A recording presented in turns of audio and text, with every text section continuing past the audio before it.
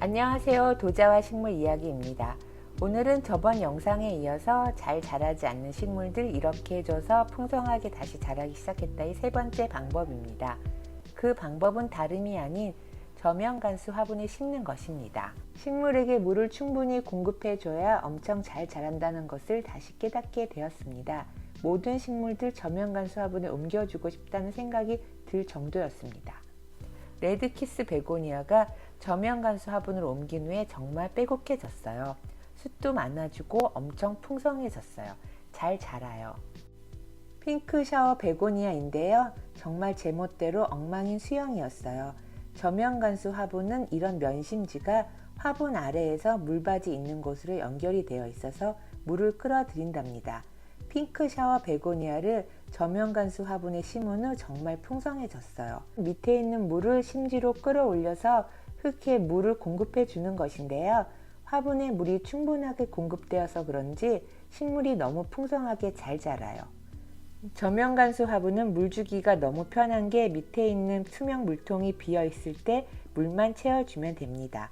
물을 주는 주기 같은 것은 신경 쓰지 않아도 되니 여러모로 편하고요.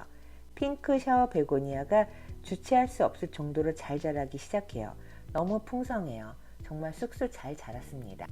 저면간수 화분은 면심지를 이렇게 화분 밑부분으로 내리고 화분 안 면심지를 살짝 위로 올려서 흙을 살살 뿌려서 심지를 올린 상태를 유지한 채 흙을 넣어주세요. 그리고 식물의 뿌리가 심지에 닿게 놓고 식재해 주시면 돼요.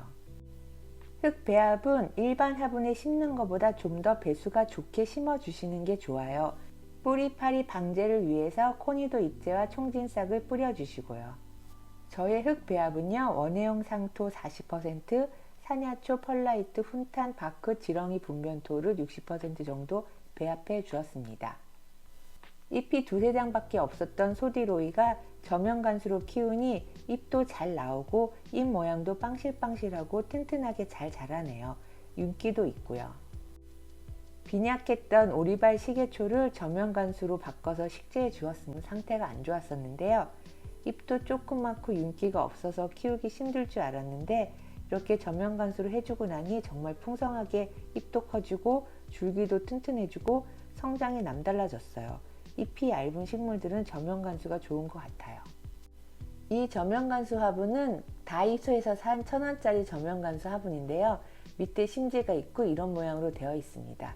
심지를 세운 다음에 흙을 좀 뿌려줘서 심지는 반드시 약간 위로 올라오게 하고 흙을 살살 뿌려주는 것입니다. 뿌리파리 방제를 위해서 코니도 잎제와 총진싹을 역시 싹싹 뿌려주셔야 합니다. 뿌리가 별로 많지 않은 핑크 프린세스 삽수를 이 저면간수 화분에 넣고 식재해 보았습니다. 저면간수에 식재한 후 한두 달 정도 지난 후에 핑크 프린세스의 모습인데요. 정말 잎도 너무너무 잘 나오고 핑크잎 무늬도 유지가 되고 성장도 잘 했습니다. 저면간수가 편한 것 같아요. 블렌티아넘 삽수들도 저면간수 화분에 식재해 주었는데요. 이렇게 밑에 뿌리가 나올 정도로 쑥쑥 성장했습니다.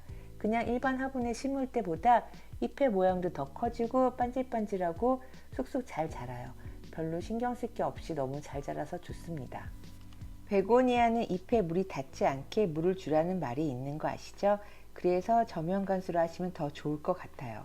저면간수 화분에 식재한 후에는 처음에 한두 번 정도는 꼭 물을 화분 윗부분에서 물을 흠뻑 주시는 게 좋아요. 그래서 흙을 좀 다져준 다음부터는 물통에다가 물을 받아서 끌어올려서 흙에 물이 갈 수 있도록 하는 게 좋습니다. 요즘 같은 장마철이나 습한 날에는 물바지에 물이 다 흡수하면 하루 이틀 정도는 그냥 통을 비워서 물을 주지 마세요. 물통이 비어도 하루 이틀 정도는 그냥 놓아주셔도 지장이 없습니다. 그리고 건조한 날씨에는 물바지에 물을 좀 가득 채워주는 게 좋습니다.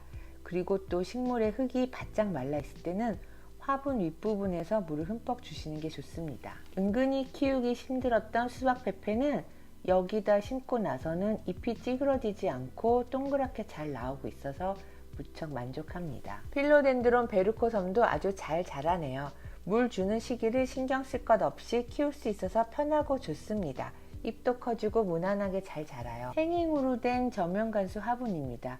이곳에는 아르지리우스 스킨닥서스를 심었거든요. 줄기 한 3, 4개 정도였는데 일반 화분에 있을 때는 잘 안 자라더니 이곳에 옮겨주고 나서 풍성해졌어요. 저면간수 화분에 식재를 하기 시작한 첫 번째 식물이 무늬 보스턴 고사리였습니다. 제가 고사리 종류를 잘못 키워서 항상 초록벌로 보냈기에 이번에 잘 키우고 싶었던 차에 습도와 물주기를 다 해결할 수 있는 저면간수를 시작한 것인데요. 생각보다 너무너무 고사리가 잘 자라기에 신기하기도 해서 물을 좋아하는 식물들과 골치 아픈 식물들을 다 심기 시작했습니다. 너무 드라마틱하게 잘 자라주어서 고사리도 죽이지 않고 잘 자라고 있어요. 물을 좋아하는 브레이니아는 일반 화분에 있을 때는 잎도 처지고 잎도 자꾸 떨어지고 했는데 저면간수로 바꾸고 나니 잎도 잘 안 떨어지고 잎도 처지지 않고 푸르푸르 풍성해졌어요.